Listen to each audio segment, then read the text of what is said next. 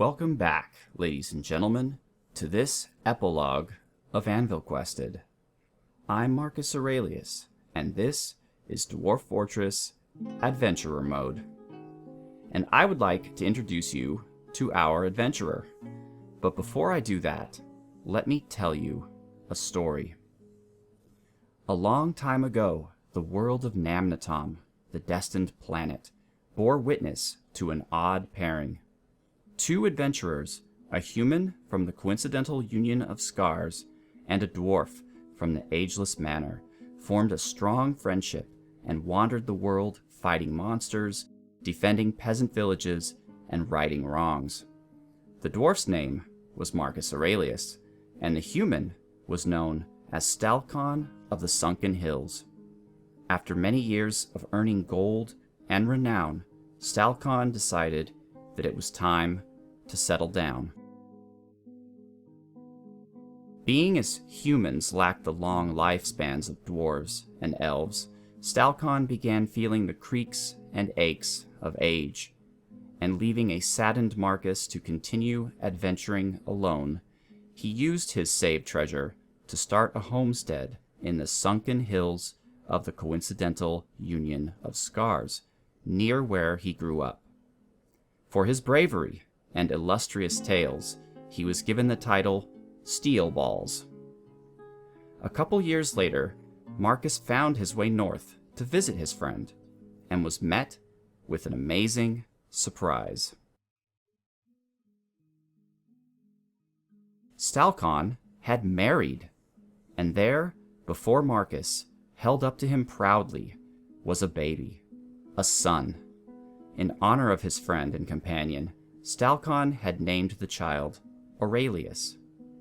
Over the years that followed, Marcus would frequently visit his old friend, weaving tales of his continuing adventures that kept a rapt Aurelius up throughout the night, and a wistful Stalcon quietly remembering the olden days. Then, in the year 149, Marcus visited for the last time. He told his friend that it appeared that his days of travel and adventure were now over as well, as the dwarven kingdom to which he belonged, the ageless manor, had need of him for a secret project of which he and several others, due to their skill and fame, were asked to lead. As he left, after a night of drinking and reminiscing, Marcus said he would one day try to return, but both man and dwarf could feel that this was the last time they would ever see each other. Stalcon tended his fields, and Marcus traveled south to meet with the 6 other eventual founders of Anvilquested. Over 10 years have now passed. Aurelius Steelballs has grown to be a man as brave and mighty as his father, who in the past year sadly passed away, along with his wife, when a pox struck the nearby village. Alone and restless, Aurelius tends to the home and trains every day, so that he too may soon take up the mantle of his father and adventure across all of Namnatom. One day, while he was out chopping wood, a courier arrived from the nearby village, bearing a letter a far-traveling merchant had delivered on his way through.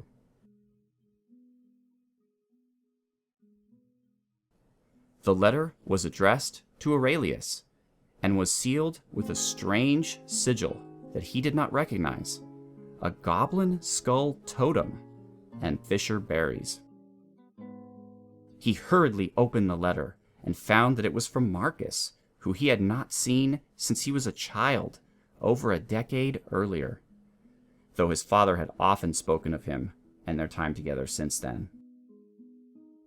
Marcus wrote that he had heard from the same merchant that had delivered the letter about the fate of Aurelius's father and mother. The dwarf wrote that while he could not leave his posting, that he had forged a great sword and shield for his human namesake, unlike any wielded by any human in history. Marcus provided general directions to the dwarven fortress called Anvilquested, and told the young man that he could come and pick up his gifts whenever he was ready. The moment Aurelius had trained and waited for had finally come. The next morning, Aurelius Steelballs set off on the beginning of a grand adventure of his own. So that is our story, how it begins, anyway. How it progresses is up to us, but we are going to be starting a new game. Onward to Adventure, and this is going to be Adventurer mode.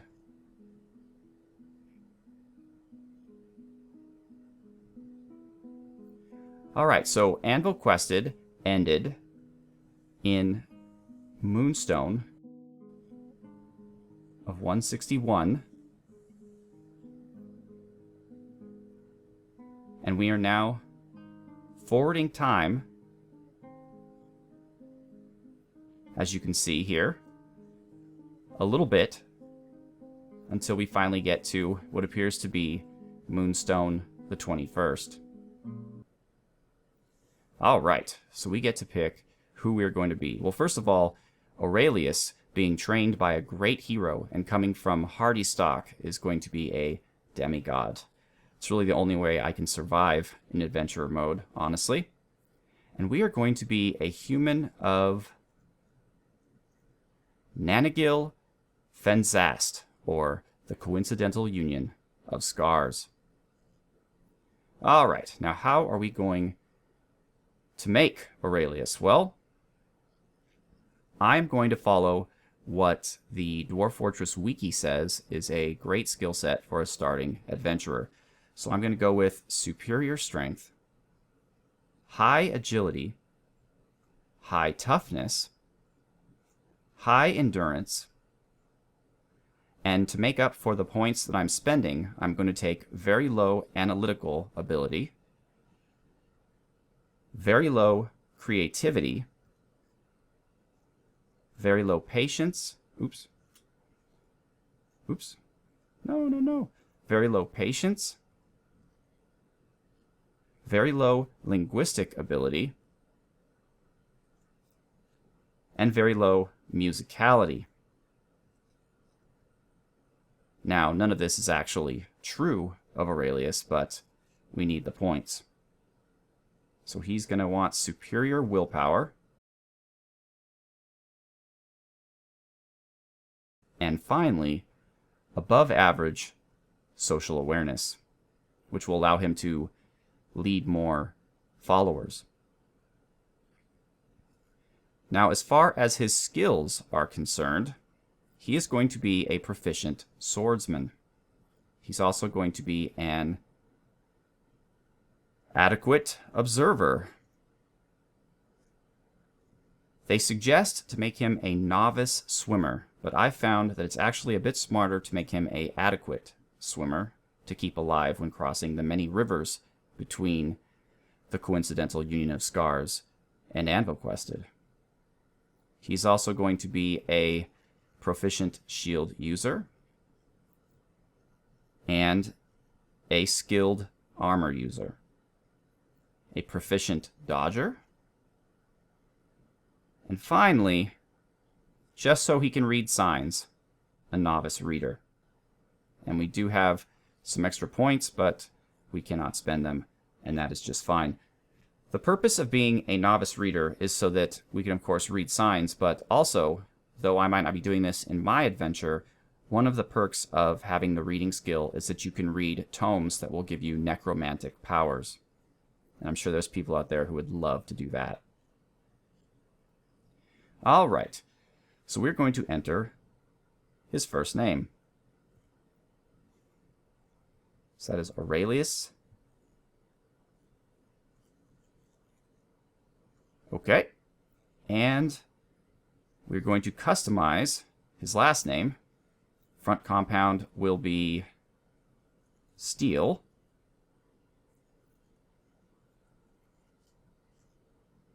And rear compound will be balls.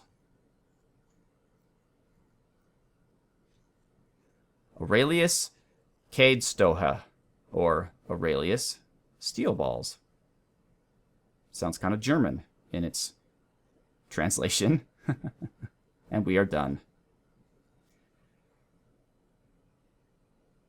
And we are just going to ignore the background, because that is not who we are. However, I will buy that we are a worshipper of Oben Bronzeflyers, the goddess of light and rainbows. Aurelius apparently is a very light-hearted adventurer.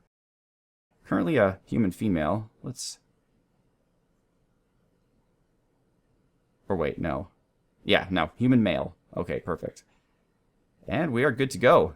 Let us begin our adventure. The adventure of Aurelius Cadestoha. You finally got your equipment together, such as it is.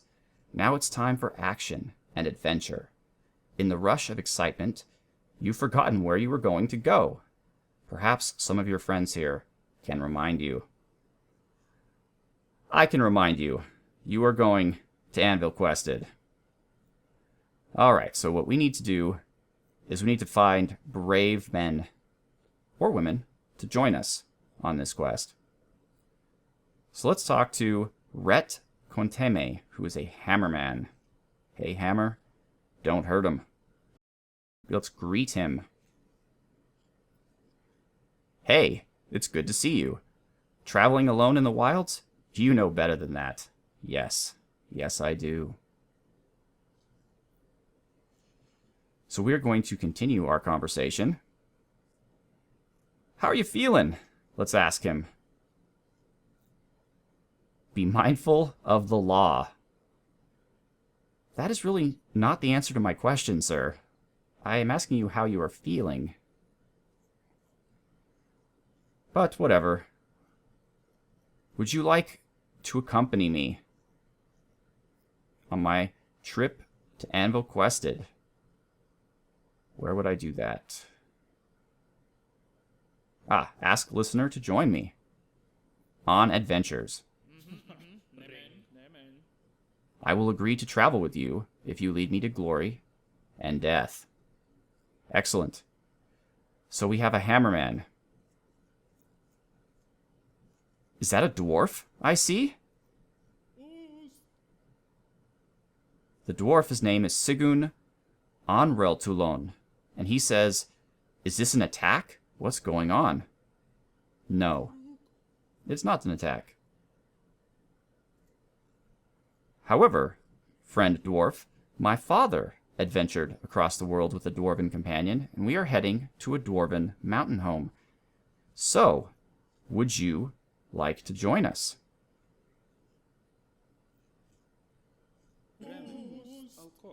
Goodness. It is terrifying, he says. The pikeman responds, it was inevitable. And then the axe dwarf responds, it is terrifying.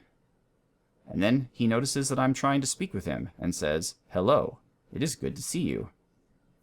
It is good to see you as well, friend dwarf. We could use your axe on our journey.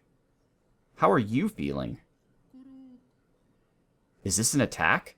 What is going on? No, friend dwarf, this is not an attack. I am trying to recruit you to aid me in my quest. Will you join with me on my adventure? He will. He will agree to travel with me if I lead him to glory and death. So now we have a few choices. We have a swordsman, we have a bowman, we have a spearman, and what looks to be a lasher. And lashers are very powerful in Dwarf Fortress, so I've already figured it out. We are going to start a new conversation with the lasher. And we are going to greet him. Hello, it is good to see you. Long live the cause. Yes, long live it. Will you join me on my quest? I will agree to travel with you if you lead me to glory and death. And the dwarf once again is discussing how terrifying things are. No, friend dwarf, it is not terrifying. So we now have 3 mighty companions, 2 humans and a dwarf. And we're going to come down here and speak to this fellow, who looks like he is somewhat important.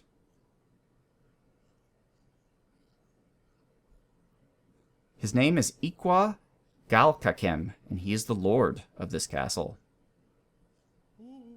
Hello, it is good to see you. Long live the cause. I don't know what the cause is, but apparently these people are quite into it. Let's ask how he's doing. Everything's all right. Well, that is fantastic. I'm glad to hear that, my lord. Let's see here. What can I do with you? Let's find out, first of all, where we are. This is the prim net of trampling. In 114, I ruled from the prim net of trampling of the councils of squashing in wayward plots. In 114? Wow. Iqua, you are quite old for a human. Let's inquire about your profession. I am a lord. I was a milker for 2 of the years of my life. A milker for 2 years, and then a lord. It's quite the path. Are you having any troubles by any chance, Iqua? Well, let's see. We've got armies on the march, beasts, criminals, bandits, and skulking vermin. No kidding. That seems like a whole world of trouble that you are having to go through. Let's ask about the armies on the march. The army of Highbore Webbed Saves is marching on Canyon Chance. Is that so? And the dwarf is still talking about how terrifying things are. Will you stop doing that? It's freaking me out.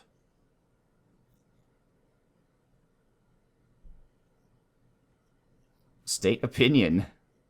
No, I'm not going to state any opinions. I don't know much yet. State that you don't know anything about it. That's true. He doesn't respond to that. Yeah, I can see that. Let's change the subject. Let's see. Who's the local ruler of this area? The Council of Squashing rules wayward plots. I am lord. We are in the right in all matters. Oh, is that a fact? So we're in wayward plots, huh? Well, let's find out more about wayward plots, shall we? Would that be a civ? Wayward plots? No, that would be a site, maybe. Wayward plots. There it is. All right, so we are here in the east of the coincidental Union of Scars. And yes, the Councils of Squashing founded wayward plots in 100. And Iqua Deepinch is the lord. Let's find out more about him. He used to be a milker, as we know. His goal is to start a family. He has a spouse, Luckman Lake Hollow, and 2 children, Huthra Yorpigs and Usel Heat Torches. He's an adequate milker. He's competent at persuasion. Let's see, he settled in wayward plots in 100. In 112, he became an unknown job, I assume the lord. And in 113, he married Luckman. And that is all that has happened in his life since then. So unlike Aurelius, his life has been quite boring. 104 humans live in way plots. There was 1 beast attack in 143, so almost forgotten in human memory, where the rampage of Ag Pewswip. And what type of being was Ag Pewswip? The night creature. And he was wounded by the human Destus Perfectide and was struck down by the human Destus Perfectide in Goliathers. Okay, very cool. Very cool. So that's what's going on here. Now, because we are in a fort, I'm going to look for some arms or armor.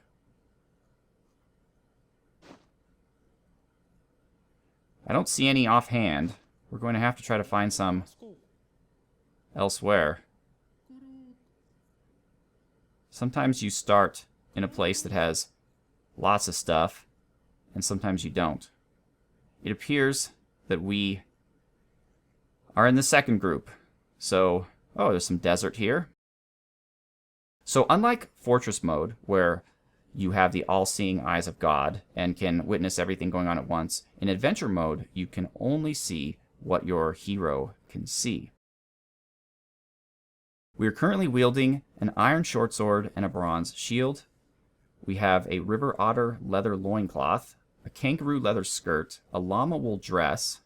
Okay, I'm starting to wonder if Aurelius might have some issues here. An alpaca wool headscarf, an alpaca wool left glove and right glove, rope reed socks and sandals, a water skin, which is full of ice, and a llama wool backpack, and some prepared common skate brain, and a large copper dagger for skinning. So we definitely need some better equipment, and normally there would be equipment in the castle. But there isn't, and that is a problem. No, that's not what I want. Let's see here. This is pretty much the extent of this Lord's Hall. He is not a powerful lord. Not at all. So let's see here. What we would like to do is view the map. I had learned all this, but it's hard to remember. There's so many different keys here. Let's see. Travel, that's uppercase T. Ah, here we are. Okay. So this is actually a rather large place that we are in, Goliathers, but we need to find some equipment. So what we really need is another fort. We could find equipment in the towns, but the problem is you have to pay for it. You can't just pick it up off the ground.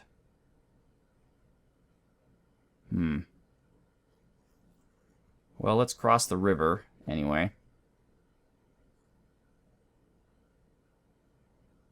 Let's just look and see, before we end the episode, if there is a nearby fortress that we can somehow utilize. So we're in Wayward Plots. Alright, let's look at civs. So we have some hamlets here. Wayward Plots is just a hamlet. They're all hamlets. Didn't there used to be fortresses? Soapslit's a town. Here's another hamlet. Hamlet, town, hamlet, hamlet. Okay, so you know what? It appears that in this version there aren't towers, or there are towers, I'm sorry, there aren't fortresses where you can go. You have to just find the Lord's house in each town. So we are in Wayward Plots. Let's go down to Soaked Satins, which is right to the south. And we will actually, ladies and gentlemen, do that in the next episode. So, first of all, I want to say thank you for following me through the series of Anvilquested and joining me on this adventure, utilizing Adventurer mode.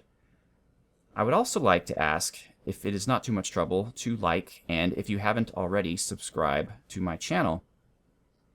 Also, if you enjoyed Anvilquested, I would very much appreciate it if you belong to any communities that you think would also be interested in Anvilquested, if you share a link or a comment about this series there. I mean, any type of forums or, I don't know, your drum circle, you know, whatever. So I would very much appreciate that, as I would like more people to be able to join us on this adventure. So once again, I'm Marcus Aurelius. Thank you so much for watching. Have a good one.